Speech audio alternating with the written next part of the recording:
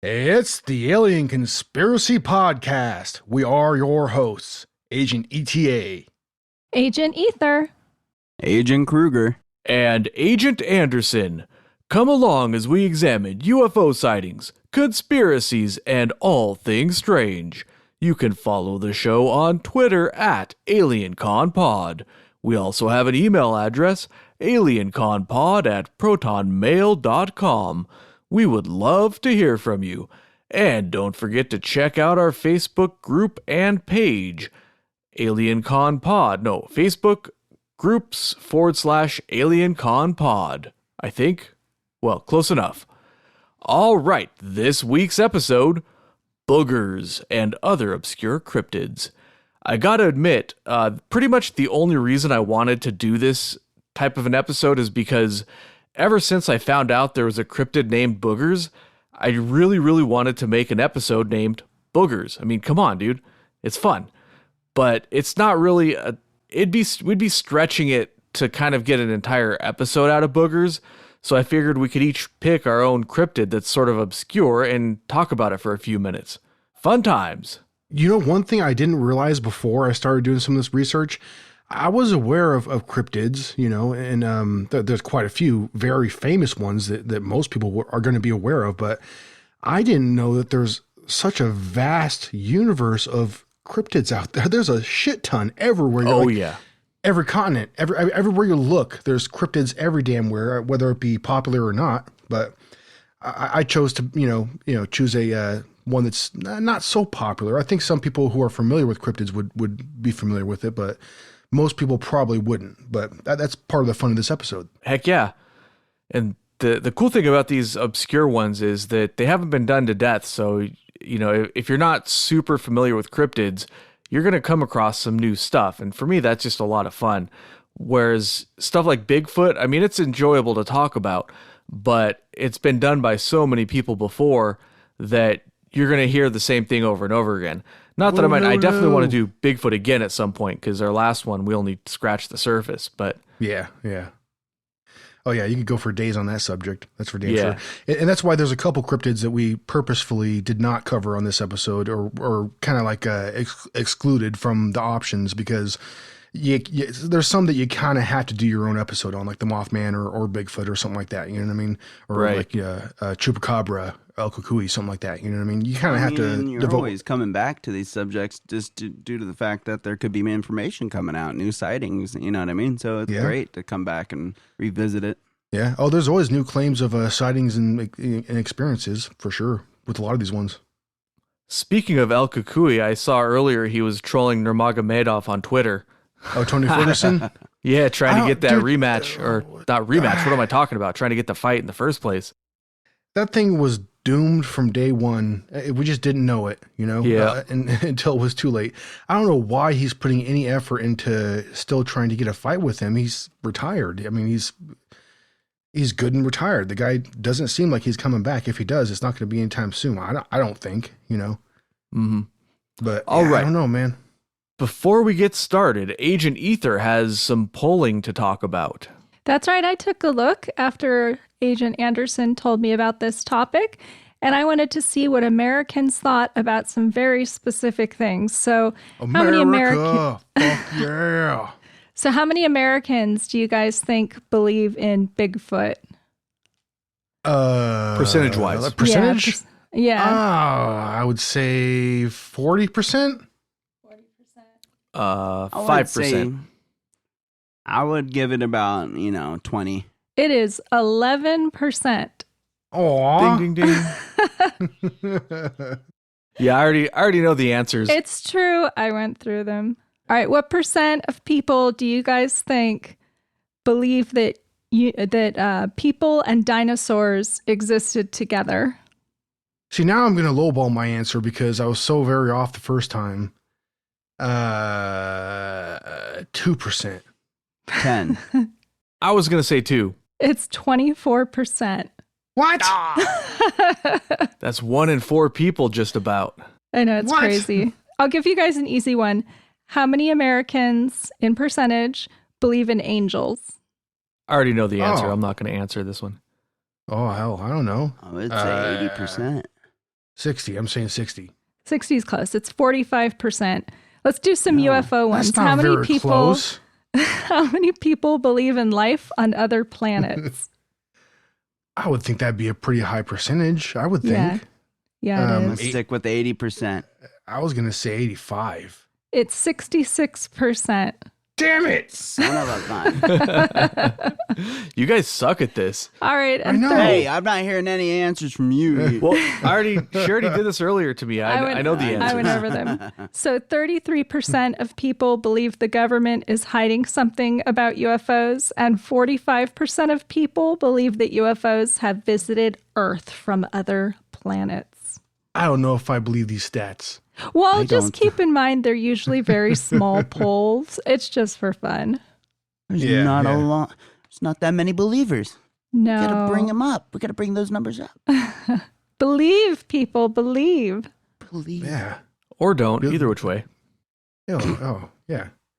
Be like Aykroyd, you know? Are those all of your poll numbers, Agent Ether? Those are all the poll numbers. All right, well, let's get into it. Boogers. Also known as wood boogers, booger boo, booger min, hairy man wood booger, and hairy man wood boogers. They're kind of like big feet, Bigfoot, but kind of smaller. And just so you, in case you're wondering, there are Bigfoot hunters. There are also booger hunters. That's right. People get out there and hunt boogers. Me too. See, I love this. I ain't got to go nowhere. This is my favorite cryptid, man. It never gets old. So they're named boogers because they carry off young children, kind of like the boogeyman.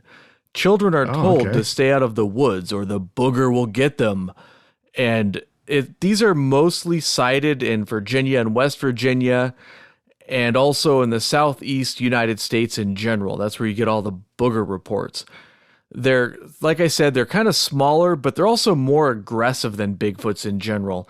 And they're sometimes described as looking sort of like a chimpanzee or a smaller hairy humanoid. I mean, smaller than Bigfoot. Many people report seeing them at the side of the road, quickly fleeing into the forest as their car passes. People also report footprints in the mud, glimpses under the moonlight, and strange animal noises. Some witnesses are woken while camping to find them rummaging through food and supplies, only to run off when confronted. One tale tells of a booger pulling a crashed car from a lake, saving the driver. There have been some infamous boogers. For example, the Barden Booger of Putnam County, Florida. But before we get to that, my personal favorite is, I don't think people actually call it this, but I saw on some forums, some people were calling it the Boggy Creek Woolly Booger, and I thought that was a good one, right? But you may also know of this one as the Boggy Creek Monster. They made a couple of movies about it, and it seems kind of more like the skunk ape than it does the typical booger. But I think they made two movies, and one of them got the Mystery Science Theater treatment to it. So that was the second one. It was like really bad. Well, you know what? As long as the movies were of quality, like on par with something like Suburban Sasquatch, then I'm okay with it. Yeah. I haven't seen that one, but I definitely want to check it out. Oh, solid movie for all the listeners out there. If you love high level, quality movies that have like very in-depth scripts, very, very talented editors, whoever's working on the movies they know what the heck they're doing. You know what I mean? But yeah, Suburban Sasquatch, a lovely movie. Lovely. Huh. I'll have to check it out. There's a movie, I actually heard another podcast talking about it. There's actually a movie called The Man Who Killed Bigfoot and Then Hitler or something like that. Really? Oh, yeah. It's about a guy who kills Bigfoot and then Hitler, I guess. I don't know. Okay. There's a famous actor in there. I always forget his name. Sam Elliott, I think. There you go. Thank you. Yeah. Wait. Is this a currently famous actor or a formerly famous actor? I just said famous, generally. Oh. Well, famous-ish, I guess, if you want to. I mean, he's recognizable. Okay. I've heard of him. Is he not? Is he? I mean, I'm sorry. Roadhouse. I mean, he's in the Big Lebowski. Cult classics. Big Lebowski's the shit. He says the line, The dude. well, sometimes you eat the bar and sometimes the bar eats you or whatever, right? That was his big line in the movie. Oh, okay. Huh. For Roadhouse? No, Big Lebowski. Remember he rolls into the bar and he orders a sarsaparilla, unless I'm completely misremembering. That was it. at the end. Yeah. Yeah. He wasn't in it completely, but just that voice, the sweeter than molasses. Yeah, now I know exactly who you're talking about. Yeah, I think that's, I don't know. I could be wrong. Like I said, I haven't seen it, but it just sounds like a completely bizarre concept. Who would even write a movie script about a guy who goes and kills Bigfoot and then Hitler? Yeah. I think it's Whatever. Hitler. Maybe it's Abraham Lincoln. I don't know. Whichever. All I know is You know, I have always really enjoyed the word sarsaparilla. Sarsaparilla. I can't tell you why. I think Anyways, that movie didn't completely flop. I just want to make that clear. Surprisingly enough, with the title so wacky, it actually didn't do all that bad. Right. I mean, I saw the opening half of it, but it's still like, it's one of those movies that's like a what if, you know? Like what could have and what would have happened. Like Abraham Lincoln Vampire Hunter. Well, or Inglorious whatever. Bastards, you know what I mean? Like, Yeah, I actually heard that movie was halfway decent too. It's I've Abraham heard that Lincoln too. Vampire Hunters, you know? Oh, I'd like And to I don't see remember that if that's the then. exact name of it, but I saw that too, yeah. Well, if I you're haven't seen looking it, but if you're looking for a good cheesy vampire hunting time, then you know that's probably a pretty entertaining movie. If you're looking for Citizen Kane, then you're a boring person and you should not watch movies at all. Yeah, agreed. Rosebud. It's like 3 hours of my life I'll never have back. All right, anyways, let's get back to boogers. The Barton Booger of Putnam County, Florida. That's a famous example of a booger. There's a couple of bigger examples I'll talk about. yeah, like Revenge of the Nerds. Yeah. Well, that's an entirely different booger, but he's probably not all that different from the cryptid now that I think about it. Yeah, that's a good movie too. All right, just as a side note on this one, a local country musician named Billy Crane once wrote a song called "The Barton Boogers Christmas Wish." I couldn't find a recording of this, but man, I wish I could hear this song because it sounds amazing. That's a mighty fine title right there. Yeah, it sounds awesome. But anyways, the Barton Booger seems to have more varied descriptions than other boogers. It's sometimes described as a bear-sized beast with a pig's nose, long red tongue that dangles out of its mouth, and a long stride. Other descriptions seem to match the better-known skunk ape. Most descriptions in this area report a Bigfoot-like creature that carries a lantern or wears ragged clothes. It also apparently enjoys relaxing by the creek. The earliest story is from near Palakta in the late 40s. A woman rode her horse through the pine flatwoods to visit a neighbor. She saw what she thought was a man wearing a raincoat ahead of her. When I was reading this one, I thought that was absolutely hilarious because usually these stories, you know, she saw a guy with a hook about to murder her. But no, this one, she's riding her horse through this, you know, beautiful countryside and she sees a dude in a raincoat. All right, that's not really that terrifying. Anyways, she thought it was strange since it was a nice warm day out, so why would somebody be wearing a raincoat? As she approached, she realized that it wasn't a raincoat after all, but fur. And it wasn't a man. Dun, dun, dun. Her horse got spooked and refused to go any further. The figure slid up and down against a tree, as if it was scratching its back. She turned her horse around and went home. And that's that story, which I find absolutely hilarious. Holy crap! That whatever that is scratching his back. Yeah. Like How dare it? nobody got their head ripped off. Nobody got rocks thrown at them. No trees were uprooted. She was just going for a ride on a horse and then saw this weird thing scratching its back on a tree and then kind of went home. And that was, that's the whole story. It's crazy. And then she told it to her friend at wild parties and it was spread throughout the world. Yeah, made its way to the newspaper at some point, I'm guessing. Yeah. Who reports that to the newspaper? Like you called the next day and just there's this exchange. How's that even get in the newspaper? I was riding my horse yesterday. You'll never believe what happened. Yeah. Okay, next one. Next story I have of this area is in 1971, a man was driving on the SR 100 and saw a figure on the side of the road. It was 7 feet tall and wearing torn and dirty clothes. It had the face of a caveman. It didn't do anything other than watch the car drive by. And that's another one where it was just sort of standing there like, oh, okay, that's, I thought this thing was supposed to be aggressive, damn it. But apparently it just sort of stands there and does stuff. So it was wearing tattered clothes? Yes. Was it Yeah. a tattered raincoat? Well, yeah, that's an interesting question. Maybe it's the same one from the 40s, and now he's down on his luck. He couldn't afford to replace it, so it's all tattered looking, and he just stands there looking bummed out at the side of the road with his caveman face. No, he's even too bashful to scratch on trees anymore, I guess. I don't know. All right. Aw. In 1981, the Weekly World News printed a story told by Barden resident B.J. Glisson. B.J. was supposed to meet his brother by the Etaniah Baptist Church on a bright moonlit night.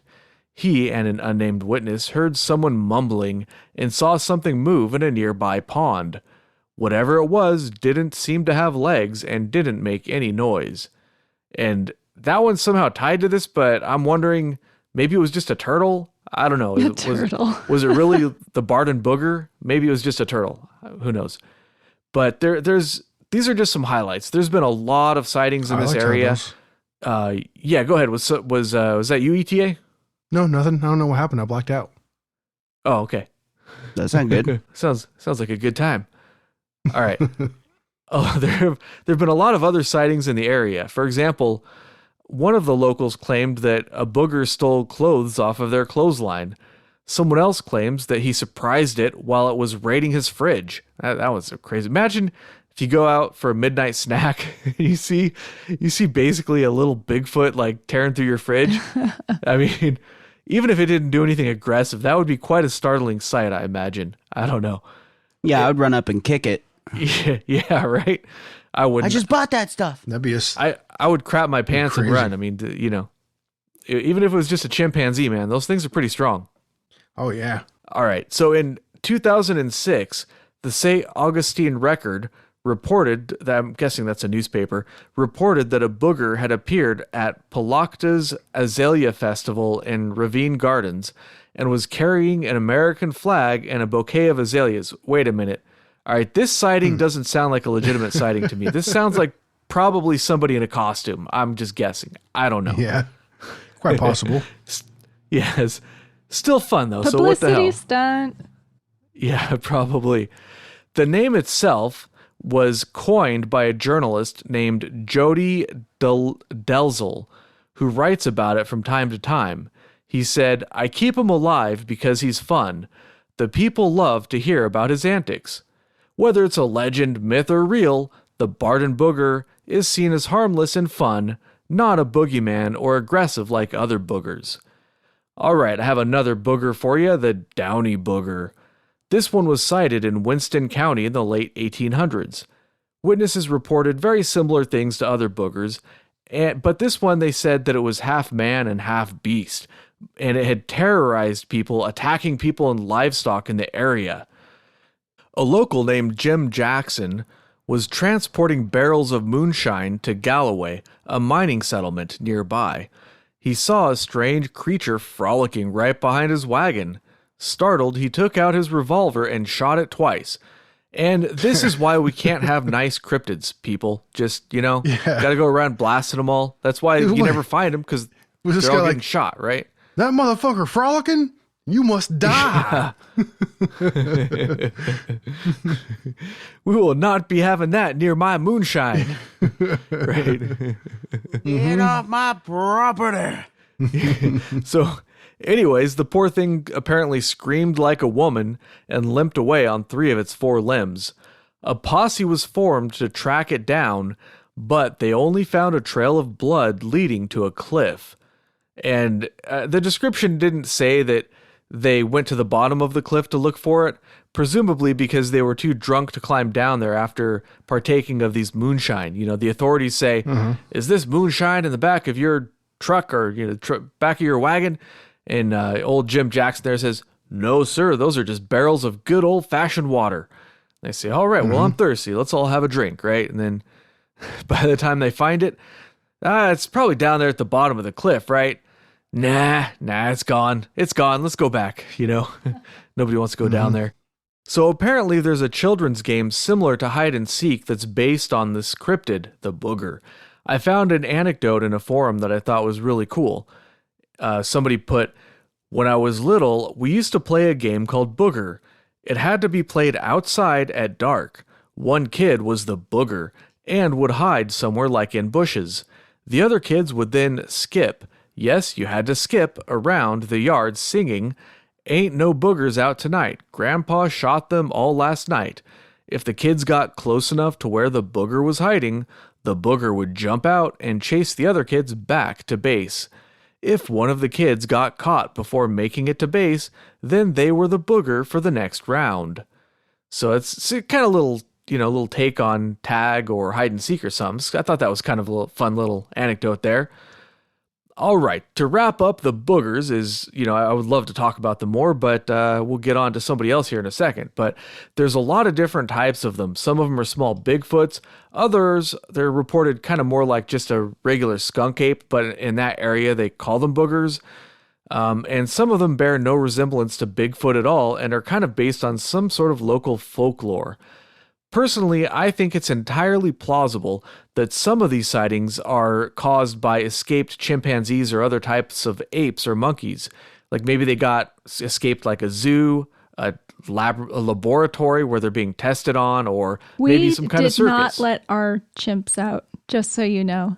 That has nothing to do with our laboratory. They aren't our chimps. Oh, we have space chimps. We don't have regular chimps. I mean, talking about your top secret laboratory? I am talking about our top secret laboratory in Northern California. All right, yeah. So anyways, I think it's entirely possible, even plausible, given the number of sightings, that some of these sightings are caused by some sort of escaped animal. I think that's well within the realm of possibility. But maybe there really is a small Bigfoot out there on the, eastern part of the United States. I think that's possible too. There's so many sightings that it's hard to imagine that all of them are completely made up or all of them are just some sort of figment of somebody's imagination. But at the end of the day, we have to ask, is it real or is it a myth born from the boogeyman and Bigfoot having an illegitimate child? Bum, bum, bum. All right, that's all I got for boogers. Who was up next? Agent Ether, I believe?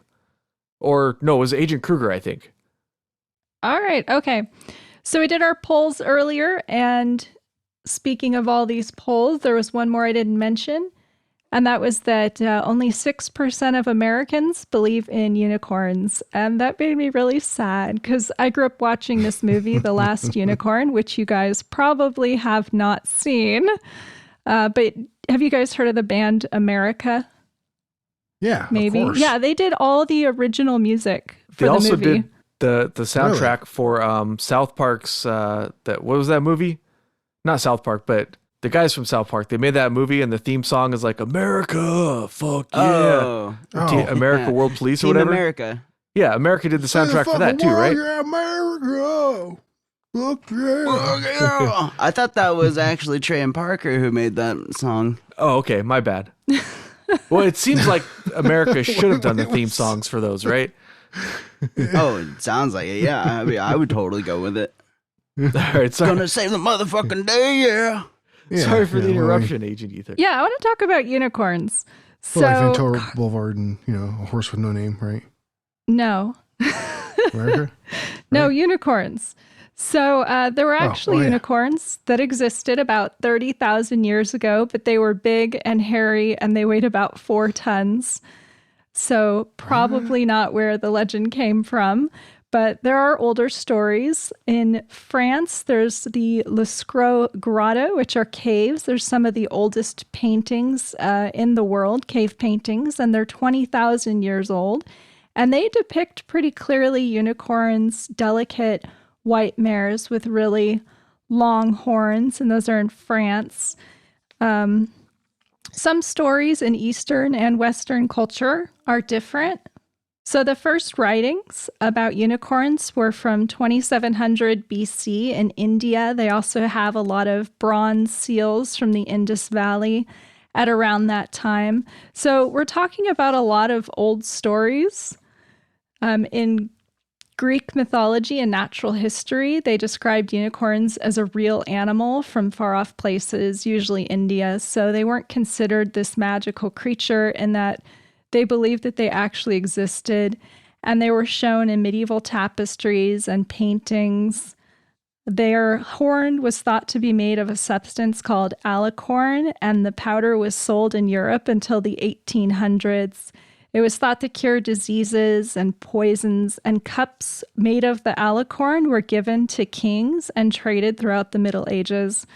So there's also a throne made of alicorns in, I think it's Denmark, but actually it's probably narwhal horns instead. Have you guys seen these narwhals? Oh, they're beautiful. Mm-hmm. They really are, and so they're sea unicorns. the sea unicorn. So that's actually a tooth on the narwhal, and it's about 10 feet long, and they think it's used in mating rituals, and it's made of ivory. So they think a lot of these things, like the throne of Denmark and cups that are made out of unicorns' horns, are actually the narwhals. And I have this theory that, it was traded in medieval times all over Europe, and I think probably narwhals would wash ashore or they'd get hunted, and they cut off the horns, and then they would just trade them as unicorn horns. They mate with that thing? Those are some savage fish. Holy crap. Sucks to be them. I didn't say they mated with it. It's used in mating rituals, kind of like to show off. Are you saying that they made cups out of narwhal penises and people were drinking out of them? That is totally not what I'm saying. Yeah, I own no. one. Where's yours? Aren't you not drinking your grog from it right now? That's what I'm hearing. No, I'm on the side of Agent Anderson here. No, that makes sense. Yeah. I mean, no, I prefer that perspective, opinion. So if you talk about actual sightings of unicorns, there's still sightings today, but I didn't see any websites dedicated to it. And all the videos I found were obviously very fake. And that was pretty disappointing, but not surprising. However, in 2008 in Italy, in a wildlife preserve, there was one deer, and it had a single horn. So they called it a deer unicorn. That was in 2008. But even earlier, a deernicorn. A deernicorn. I like it. Deernicorn. Yeah. Adjudicator. But back in the 1980s, do you guys remember Barnum and Bailey's, the circus? Yeah. Oh, yeah. There's no circuses anymore because of animal rights and that sort of thing. And this is one of the reasons why. So what they did was they took this goat when it was just a kid, when it was just a baby, and they stitched its little horns together. And as the horns grew, they fused together to make a single horn. So it's this goat with a single horn. And you can go online, you can look at the actual pictures of the quote unquote unicorn, and they swore that it was natural, that they hadn't done anything. And since then, it's been replicated. And somebody was so fascinated by this technique, his name was Oberon Zell, that he started crossbreeding different kinds of goats. So he crossbred an Angora goat with a Gannon goat because they had really soft fur and long legs, and then stitched the nubs of the kid together so they grew inwards and had these different, a little flock of unicorns. So these poor goats. I was going to say. Yeah. There you go. Definitely animal cruelty. So there was a recent sighting in Scotland. Some guy was just out hiking and he saw a unicorn, pretty traditional unicorn with a body of kind of like a deer or a very delicate mare. And he said, I nae could believe it. And I guess in Scotland, the unicorn is actually their national symbol, their national animal. Is it? Yeah, and 1 in 4 people in Scotland believes that unicorns exist. So a lot more believers in Scotland than there are in America. And it has a deep history, not only in European cultures in the West, but also in Eastern mythology. In China, it's kind of a chimera. It's a deer with a lion's head and green scales and a curved horn. And then in Japan, it's more of the Western version, and it's called a kirin, which I didn't know, Kirin. Oh, yeah, like the beer. Like the beer, and there's actually a restaurant in my neighborhood named the same thing, so I'm thinking that's Japanese for unicorn there. And in Eastern cultures, it's considered a symbol of wealth and prosperity and male vitality. And do you guys remember on the news in 2012 in North Korea, they claimed to have found a unicorn lair? Just a little news bite for a while. I do actually. Like vaguely remember that. But I remember, yes, it was on the internet or like on one of the, I remember though, yeah. Yeah, the History Institute in North Korea claimed they'd found a Kiringul cave. And the thing is, there were actually no fossils, there was no bones, there were no unicorn horns. Instead, there were words carved into a rock, and it literally said unicorn lair. So they claimed that because of that, somehow North Korea's dictator was the rightful leader of North Korea. So it's actually some sort of twisted propaganda stunt. And nothing ever came of it. So no unicorns in North Korea either. Or maybe there are. It's not like anybody's allowed over there. Hey, the writing is on the wall, okay? Asian either. Right, exactly. Okay. So, That has to be one of the stranger propaganda stunts I've heard of. Right? yeah, it didn't quite make sense to me either. But maybe you have to know more about the history of the region. That's a good point. I remember in Korea they found Noah's Ark, right? Or there was some sort of I can't remember what part. It was in the Himalayas or whatnot. I forget. I'm all over yeah, the I remember place, seeing that in the news too. And they're like, we found the Noah's Ark. And I'm like, how do you know? How do you? And there was, and How they do were you like really rappelling within it. There was footage of them rappelling into the boat, and I was Right. excited. I was like, wow, really? Are you kidding me? But Didn't they make a theme park with Noah's Ark? Am I remembering this correctly in America? I can't recall, but I wouldn't be surprised. I think they made some sort of theme park, and then for reasons unknown, it closed down. So probably, Maybe all the animals escaped. including the unicorns.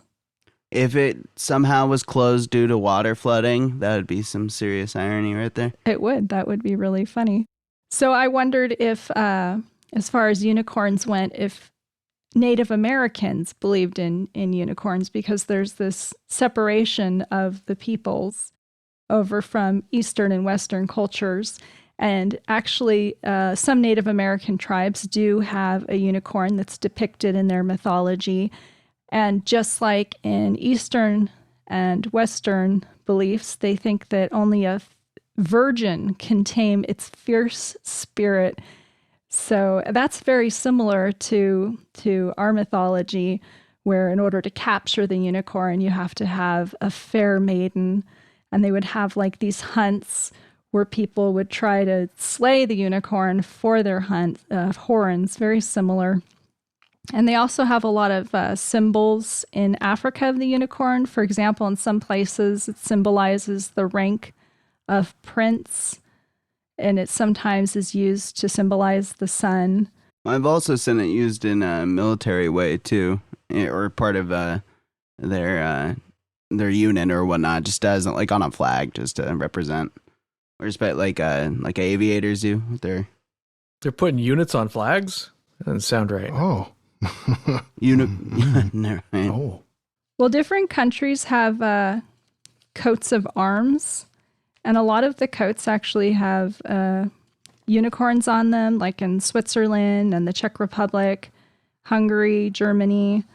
Like the arms of Schwäbisch Grund has a unicorn sigil on it. So in the Bible, the word for unicorn was re'em, and they translated that in Latin to unicornis, which means one horn. So everywhere in the Bible where you see that word, they translated it to unicorn. And people argue that when they're talking about unicorns, either in the Bible or when people are discussing it historically, that they're talking about things like rams or rhinoceri. And it doesn't help that Marco Polo, when he traveled the world in 1300 AD, saw rhinoceri and described them as unicorns, wild elephants, and plenty of them, which are scarcely smaller, with feet like an elephant, and ugly brutes. So unfortunately, that means that people think that that's the history and origin of the unicorn is the rhinoceri, but I don't think they're anything like the actual unicorn. And I don't think they are all just created from the goats where they fuse the horns together. There's been, I don't know, a lot of history revolving around the unicorns, especially when you think about the cave paintings that are like 20,000 years old. That was really surprising to me. And so even though there's not a lot of sightings nowadays or a lot of evidence, maybe they died out, maybe they were hunted in medieval times to extinction or were already on the verge of extinction and were hunted out. I think that's a long time ago unicorns did exist. Yeah, that's really cool that they have actual cave paintings of them, like well before any sort of modern mythology. By modern, I mean, you know, like even 100 or even 1,000 years ago, maybe. I don't know. And I think it's entirely plausible. Look, if a goddamn fish can have this big giant horn coming out of its head, it seems entirely plausible that a horse could have a single horn or a horse-like creature. I don't know, seems well within the realm of possibility to me. Agreed. Mm-hmm. All right. Is that all you had on unicorns, Agent Ether? That is all I have. All right. Agent Kruger, you're up next. Going to be talking a little bit about the Honey Island swamp monster, otherwise known as the Louisiana Wookiee. It's a bipedal ape-like creature, and it smells like death. I mean, it has been referred to as the smell of death. I mean, that lingers with it. It has a matte gray-brown type of fur that is attached to it, unfortunately, that smells like shit. It's mixed with like also weeds and stuff like that, so it kind of has that like natural camouflage look to it. But a lot of people, fishermen or hunters in that area, have reported seeing a type of creature that is usually big and lumbersome, just like that. It stands at about 7 feet high. I don't know how this thing doesn't go along not getting caught, but I had to double take on the height. I don't know if it's even... I could imagine it being a little bit shorter than that, but they say it weighs around 400 and 500 pounds, as those yellow eyes are seemingly like reptilian-like. So, I mean, to think that maybe a Bigfoot-like creature evolved to adapt to that swampy area, I mean, it could be plausible. There's evidences of creatures adapting to their areas, like rabbits growing certain type of appendages.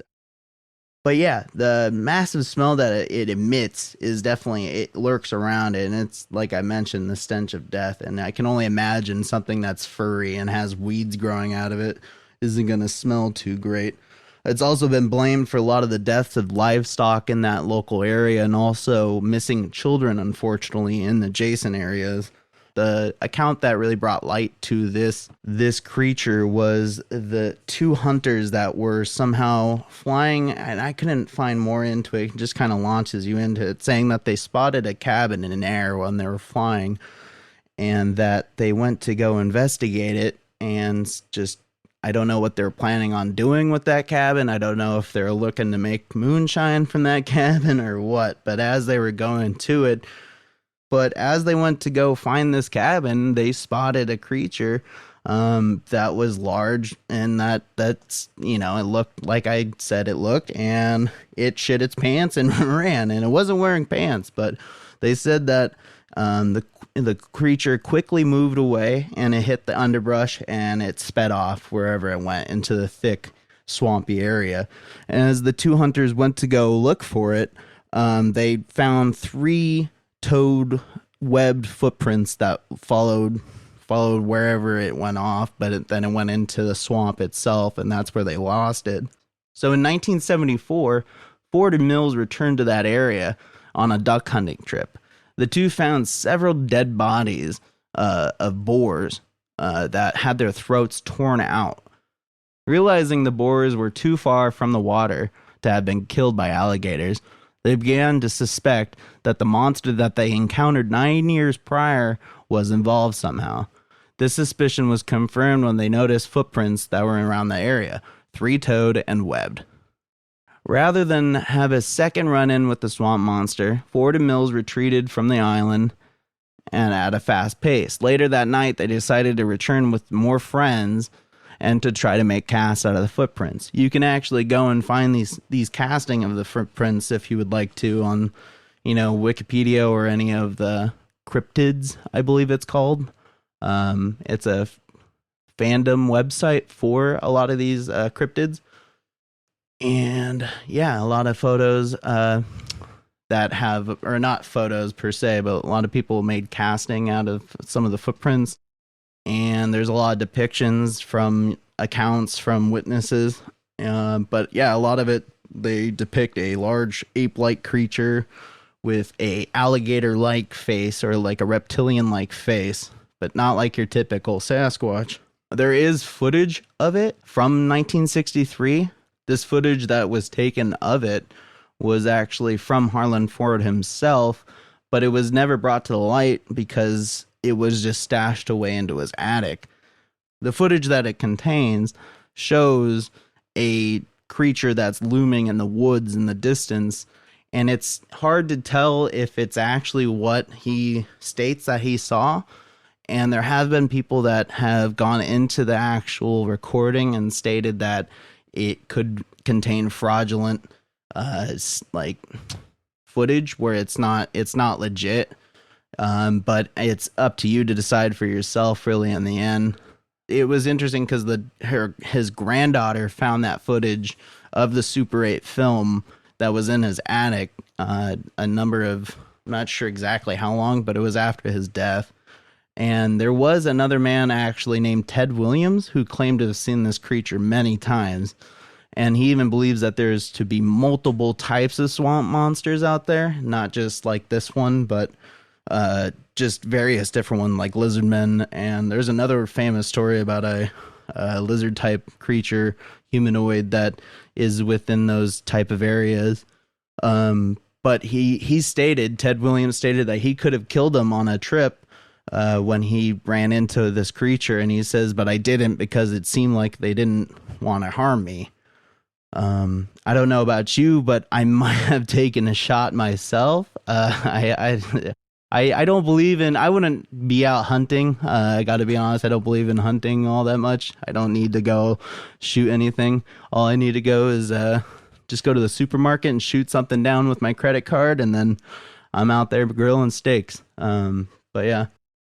But I guess going back to Ted Williams, one day he took his boat out into that same swamp to set out trout lines or fishing lines, and he was actually never seen again from after that trip. Still missing to this day, actually.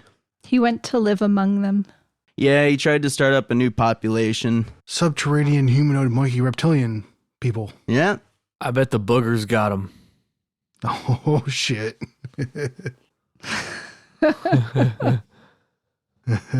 All right. All right, man. Hey, Agent ETA. It's Agent ETA's turn. I tell you what. All right, so the one that I picked was, there's a couple different reasons why I picked it. First of all, it was a kind of a lesser known one. It's not a real popular cryptid, but like the description of the cryptid, is in my opinion hysterical, and I find it very, very entertaining. And also, this has been one of the cryptids that has been described, I guess, as being of the most morbid of beasts.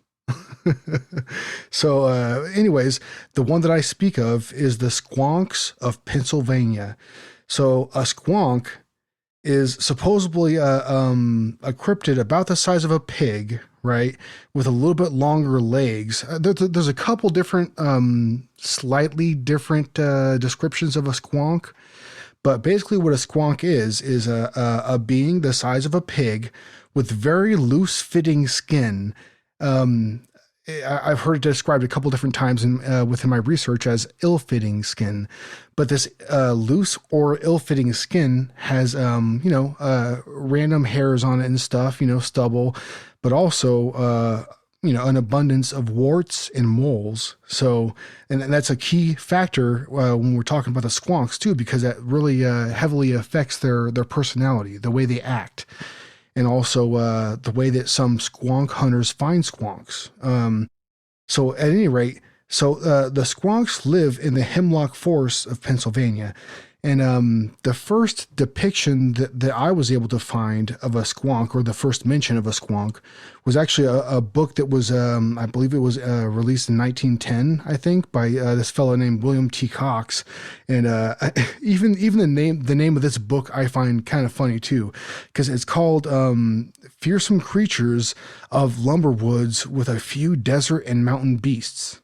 I don't know, man. Like, sounds super credible to me, bro. But anyways, well, there's a title for you. Right? If I've ever heard one, that's a title. I tell you what, dude.